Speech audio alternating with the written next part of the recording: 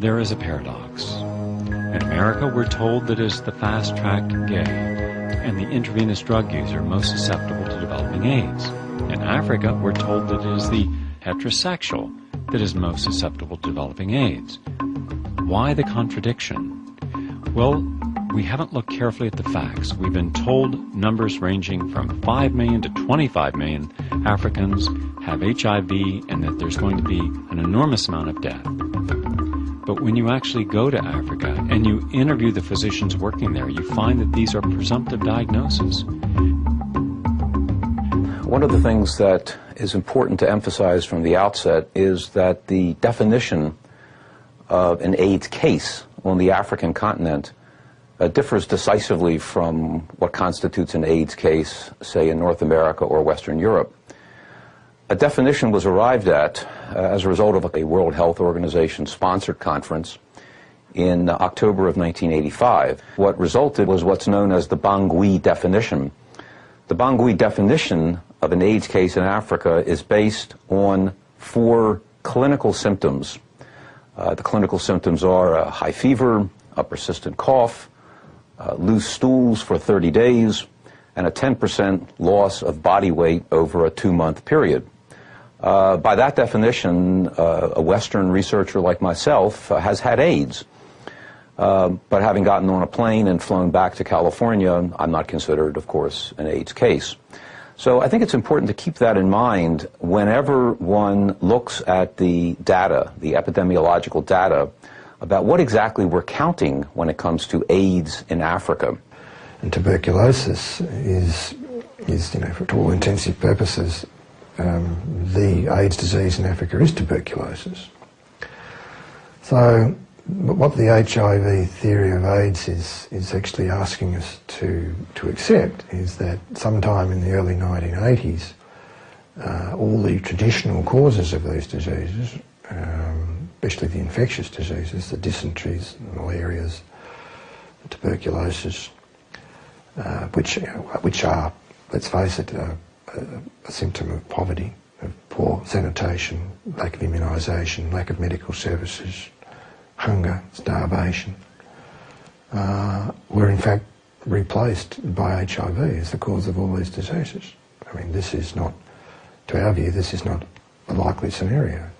Where there have been good research reports, it's clear that these HIV tests render a ludicrously high rate of false positives when those tests are done among populations that already suffer from other kinds of endemic diseases, parasitic infections, and malnutrition.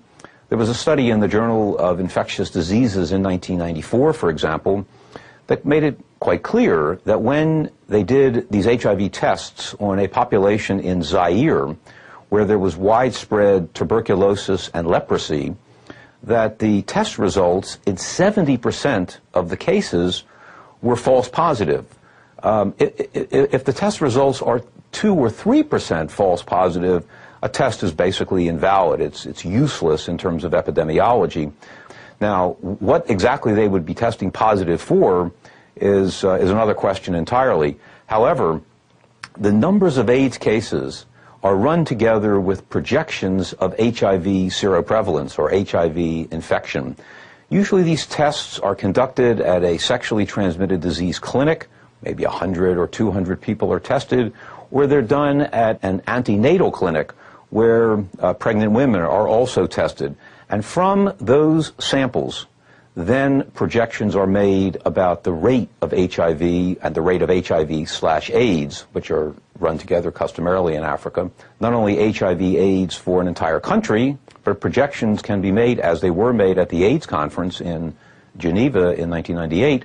Projections can then be made for an entire continent of 650 million people. All over the world, entire nations are claiming that we also have an epidemic of AIDS. In India, especially in Bombay and Calcutta, in Thailand, in China, in Haiti, Guatemala, Brazil. Therefore, the idea of giving medications to everyone in a country doesn't seem reasonable.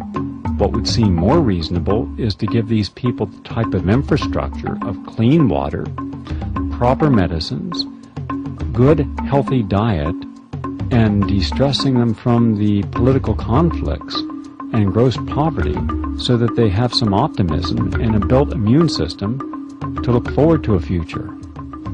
That is not being done. What they are finding is the poly-specific antibodies that are normally in people in Asia and Africa because the social conditions there. So they have been exposed to many parasites, so they have to have a lot of poly-specific antibodies in the blood, and that's what they are measuring in the ELISA and Western blot tests. These are the classic symptoms of urban crowding, of poverty, of malnutrition, and of underdevelopment, which in fact afflict men and women fairly equally across the African continent.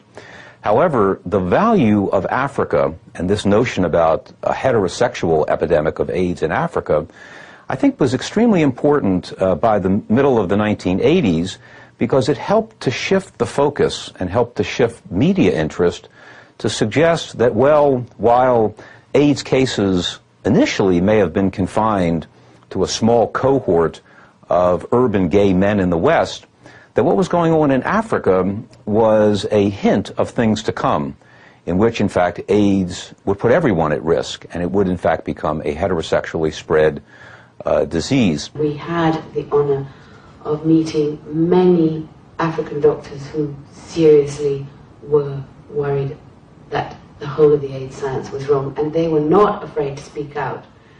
But it was very dangerous for them to do so. And they were certainly not going to receive any funding. Because in Uganda, for example, there was $6 million arriving that year for sex counseling and condom distribution. And for malaria control, there were $65,000. So that's for a whole year.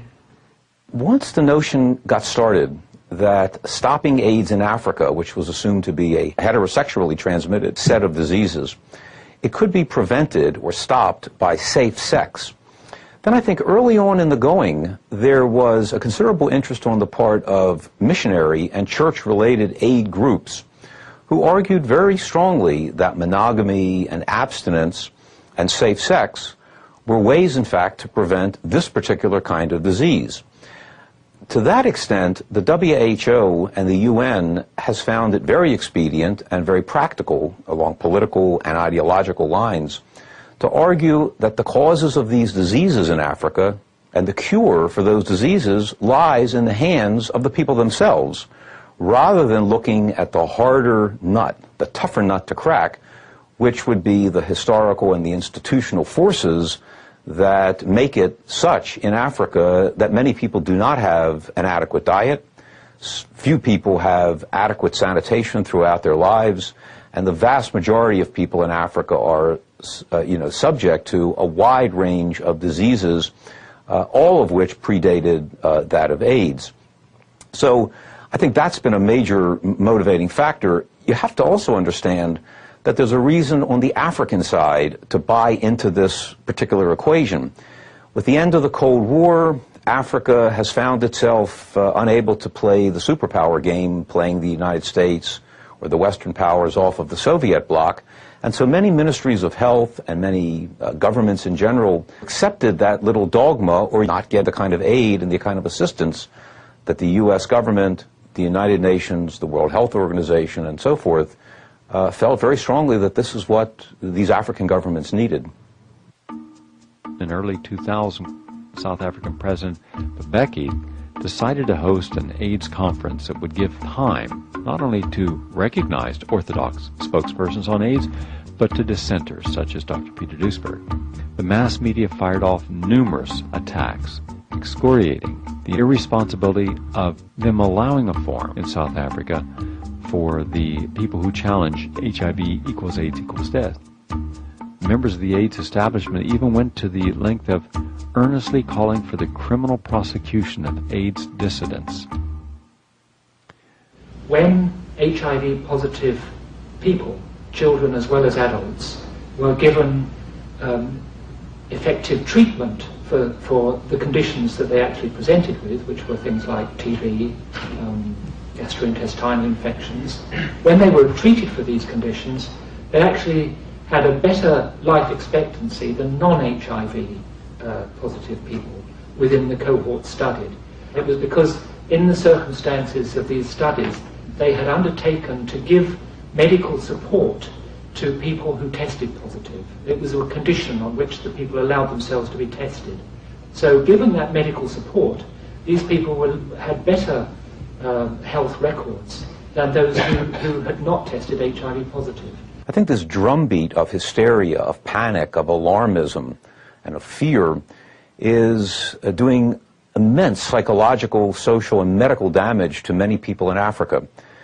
People who otherwise would have gone to a clinic to get treated for something like diarrhea or a persistent cough or a fever are terrified of going to a clinic because instead of being treated for those kinds of symptoms, they're afraid that they're going to get an AIDS diagnosis, which they understand to be a death sentence.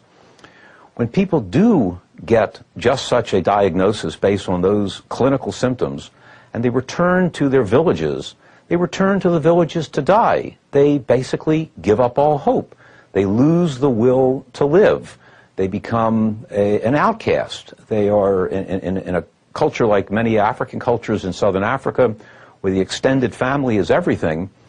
To be rejected by your extended family, to be forced to live in a secluded, segregated little hut away from the rest of the family, to have only meager amounts of food, meager amounts of water given to you, is to prepare the person for death.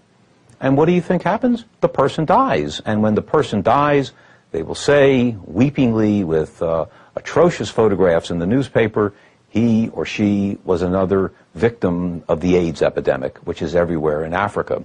If someone came along and told them there is no AIDS, all there is the same diseases that Africans have been dying of all along, then all of a sudden millions of dollars of funding would dry up. And Africans are colluding with this as well. Not very many of them, but there are a few Africans in positions where they're able to collect a lot of this money. You know, heads of clinics or directors of public health services and people like that. There's an awful lot of money that can come their way as long as everybody thinks that Africa is besieged with a giant AIDS epidemic. The pharmaceutical giants like Roche and Abbott and Glaxo Wellcome and so forth have made offers to African governments, in which I think they expect to be subsidized for this. They've made offers to African governments over the last couple of years, particularly to South Africa, to offer these so-called anti-retrovirals, which are a controversy in and of themselves, like AZT and the other nucleoside analog drugs, but to make those drugs available at what the pharmaceuticals would consider a cut rate price. What they mean by cut rate would be that an individual's dose would cost about $200 a month. Well, the vast majority of people in Africa don't have a per capita income of $200 a year. So someone is going to have to subsidize these kinds of drugs, making them available in Africa. And I think that the pharmaceuticals will look towards state organizations or multilateral institutions. Here it is, all these years later, and it baffles me that not only is AZT still being used, but they're trying to expand its usage into the third world and into Africa, into poor countries, into poor communities in the United States, in spite of widespread evidence of its toxicity, widespread evidence that AZT, in fact, causes what we call AIDS. They're taking the show to the third world, and they're not only giving AZT to what will probably be millions of women in the third world, whether they're HIV positive or not, but they're also insisting that they stop breastfeeding and start formula feeding, supposedly in an effort to prevent transmission of HIV, which of course has never been isolated from breast milk. Only antibodies, and even that only 25% or something, pretty much like the semen data. But they are they're launching here what is bound to be a real disaster, a real serious loss of human life. Mother's milk, which pediatricians around the world will tell you is the healthiest food that a newborn can have because of the immunological properties in mother's milk, that women should in fact cease breastfeeding their young. Now, this to me seems something more than just a crime. This is absolutely diabolical and evil, and I am at least encouraged that there's been some dissension and some skepticism for a change within the bowels of the WHO. An organization that's argued very strongly for breastfeeding is now coming to grips with maybe one of the big contradictions in the whole HIV/AIDS construct. I can't imagine that it'll work out any other way than that you're going to just see tens, maybe hundreds of thousands, maybe even more babies dying. And they'll probably say they died of AIDS no matter what happens. So nobody will even be held accountable this time. Oh, here's the one thing they're doing.